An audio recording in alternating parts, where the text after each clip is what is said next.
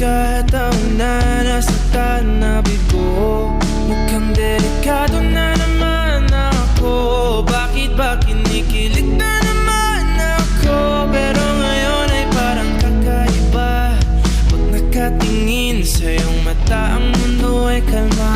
Ngayong andyan ka na, di magmamadali.